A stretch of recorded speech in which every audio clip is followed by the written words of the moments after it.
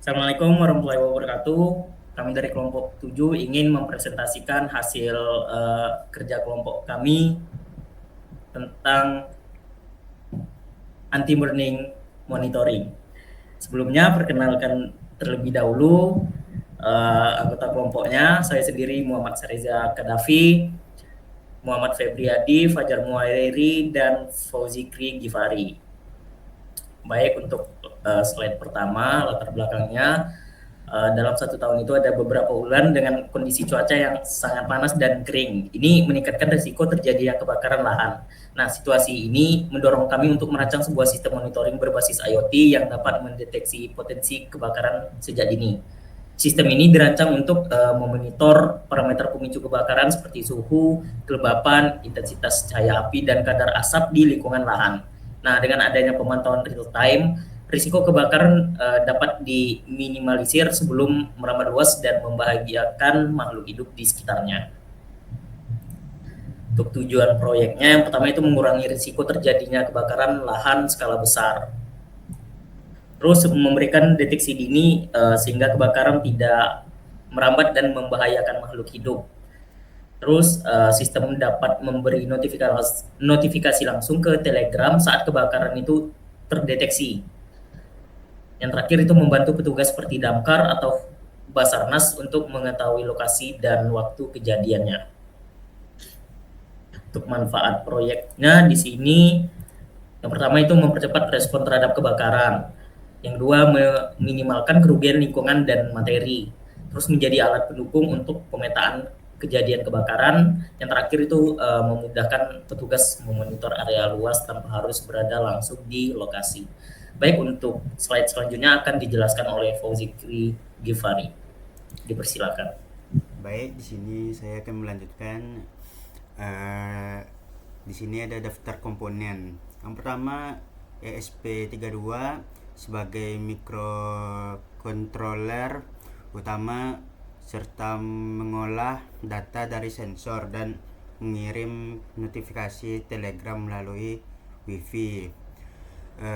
DHT22 mengukur suhu lingkungan di lahan serta mengukur kelembapan yang menurun drastis saat kondisi rawan kebakaran.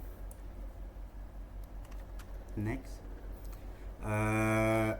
flame sensor mengukur intensitas cahaya api jika terjadi kebakaran di lahan. Gas sensor mendeteksi kadar asap gas LPG, CO, dan hidrogen. Next, buzzer mengeluarkan alarm bunyi bila kebakaran terdeteksi. LED memberikan indikasi visual. Yang pertama, LED on kebakaran terdeteksi, LED off kondisi aman. Next, baik, di sini akan dilanjuti oleh teman saya.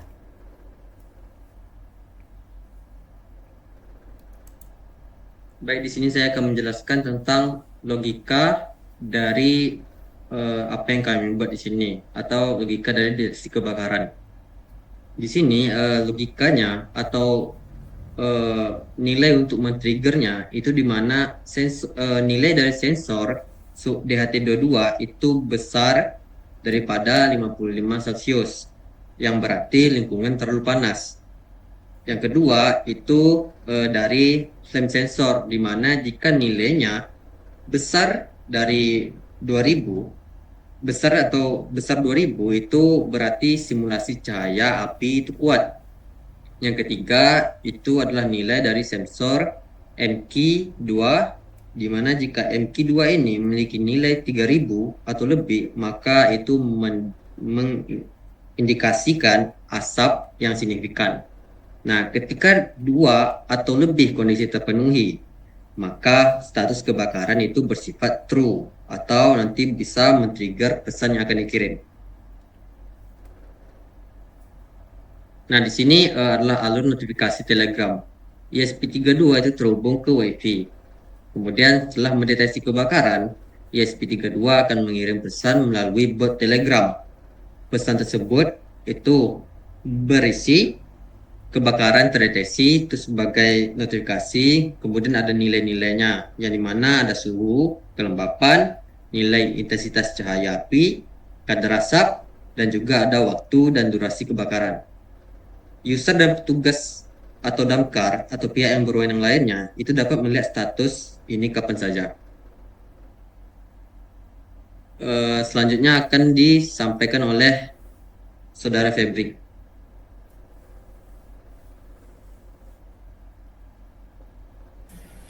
Baiklah, di sini saya akan menjelaskan rangkaian di Walkway yang telah kami bikin, dan juga saya akan melakukan simulasi nanti untuk proyek kami ini. Yang pertama yaitu di sini ada komponen yang telah dijelaskan oleh rekan saya sebelumnya. Saya akan menjelaskan rangkaiannya. Yang pertama ada LED di sini untuk powernya kita letak di LED pin 2 atau ya di situ dengan menyambungkan resistor sebanyak 220 ohm. Nah, di sini untuk GND kita langsung masukkan ke GND. Dan di sini ada sensor DHT22. Di sini sensor DHT22 saya menggunakan 3 pin. Yang pertama itu GND, SDA, dan juga PCC. PCC ini saya sambungkan ke 5 volt, dan juga NC ini saya sambungkan ke 18, dan GND ke GND. Dan di sini ke potensiometer. Di sini karena di Walkway tidak ada sensor flame sensor, di sini saya menggunakan potensiometer untuk menjadi penggantinya. Di sini saya menggunakan 3 pin juga, ada SIG, ada PCC, dan ada GND. PCC di sini saya langsung konekkan ke 3 volt dan GND ke GND. Dan untuk SIG saya di sini mengkonekkannya ke 34. Dan untuk sensor yang ketiga yaitu sensor yang Q2, di sini ada 3 pin yang saya gunakan. Di sini ada out, ada GND, dan ada PCC. Di sini PCC saya mengkonekkinnya ke 5 volt dan GND ke GND, dan out ke analog input converter. Di sini saya akan mencocokkannya ke 35. Dan langsung saja kita mulai simulasinya. Nah, di sini bisa dilihat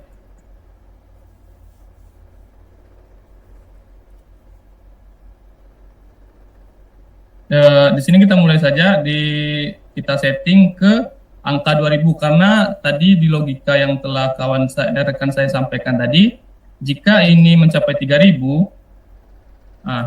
maka belum terjadi notifikasi, belum mengirim notifikasi ke Telegram, karena dia masih satu sensor yang terdeteksi atau berfungsi gitu, yang melebihi ambang batas. Dan di sini jika kita menggunakan 2 sensor untuk mencapai ambang batas, yang dimana tadi di 55 derajat Celcius, di sini buzzer akan menyala, dan LED akan menyala sebagai indikasi bahwa terdeteksinya sebuah kebakaran. Dan jika karena apalagi tiga sensor kita aktifkan melebihi ambang batas, di sini juga terjadi 3 sensor aktif, 3 sensor atau peringatan. Dan jika sensor ini kita turunkan ke ambang batasnya, maka notifikasinya akan mati dan tidak akan mengirim notifikasi ke Telegram. Sekian dari simulasi yang bisa saya sampaikan. Saya kembalikan ke moderator. Baik, sekian yang dapat kami sampaikan. Kurang dan lebih kami mohon maaf. Akhir kata, wassalamualaikum warahmatullahi wabarakatuh.